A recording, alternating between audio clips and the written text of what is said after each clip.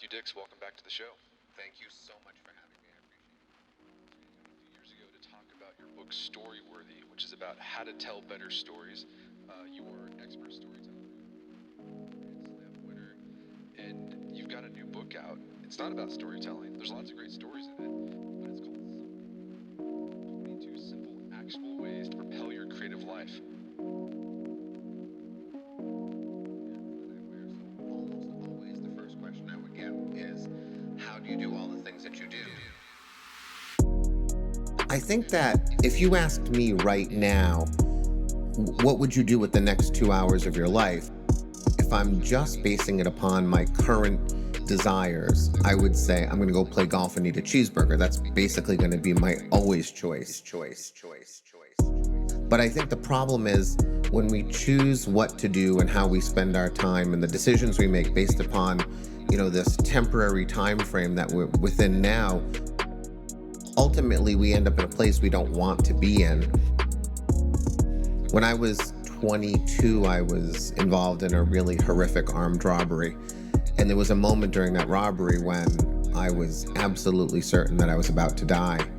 And in that moment, the thing that surprised me the most was that I wasn't afraid or angry or even sad. The only thing I felt was regret about the fact that I was 22 and had yet to even begin to pursue my dreams.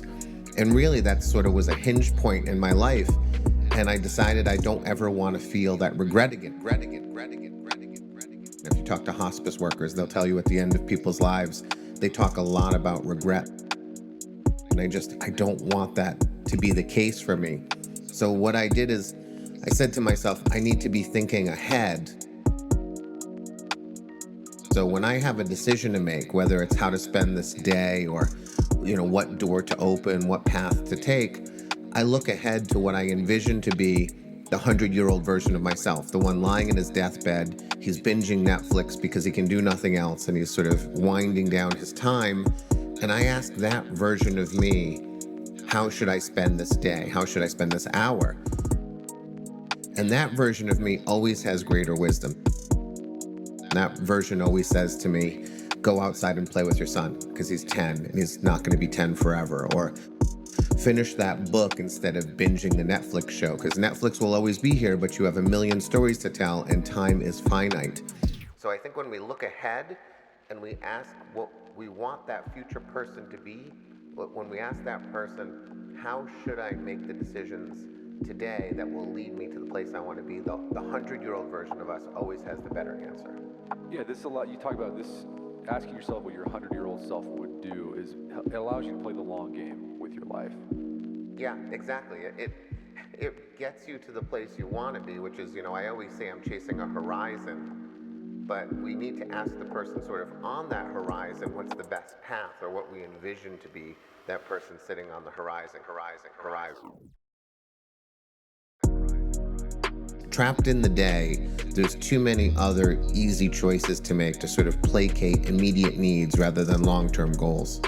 And like you said, this doesn't just help you get going on your professional goals you might have, whether that's to start a business or to write a book, but also it really can help you guide your family life. Like you said, when your 10-year-old asks you to play, your 100-year-old self's like, well,